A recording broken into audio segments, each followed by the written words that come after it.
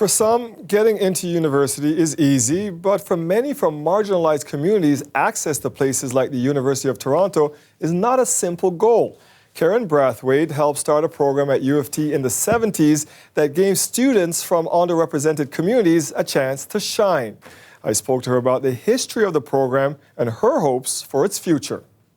Let's start, Keren, with taking us back to 5 decades ago. What was the genesis of this program? Why did it come about? I was approached about a discussion of a summer project on the university campus of U of T, where mature students from the Black community in one summer program could be prepared for access to the university. Talk about 5 decades later what this program has meant, not only to the Black community, but I understand students from other communities eventually. When TYP started at U of T, there was not a First Nations house. And if we thought that our representation was dismal when TYP started, the representation of First Nations communities was almost zero. It was almost nil. So by the time the program was opened at U of T, it was open for Blacks or African Canadians, Aboriginal students, working class students who had no experience of university in their family. So anybody could come that maybe needed it. High need. How important is access for people, especially marginalized people, to institutions like the University of Toronto, like York, like This is essential, for otherwise how will they get here? And in my view, this university is a better, stronger place because of programs like TYP. I cannot remember seeing another Black female professor in this institution in the early years I was here. You're one of the only ones here. I did not find any at OIC when I came in 1967.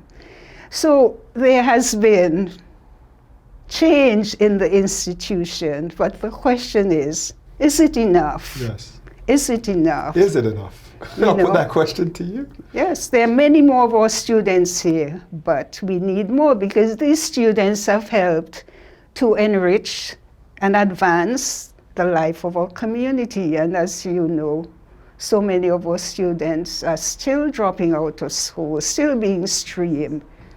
You know, there's a restlessness. We need more TYPs, more access programs, more opportunities for students. You hear about money being cut that would have helped people access higher education. When you hear about government funding being taken away from programs like this, what is your reaction? I'm distressed.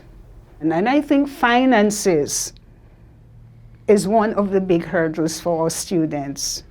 OSAP, you've heard that word. Yes, I used it. I used it to help pay my way through school and then paid it back after. OSAP keeps our students in debt for many years after graduation. So the whole question of affordability for people who do not come from backgrounds of money and privilege, it is still a key question we should ask. How affordable is this education?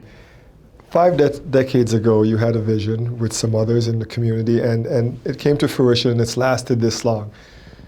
Does it surprise you, though, that still 5 decades on, that a program like this is still needed in our society?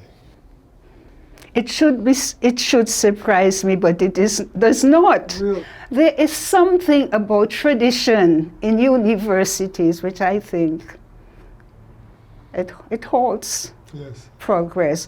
You know, in these places we used to hear about the best and the brightest. Do you still hear that kind of language? We should not. These are spheres of opportunity. Some of the brightest are out there in the suburbs, dropping out of schools. You know, the institutions have to reach out and get our students here.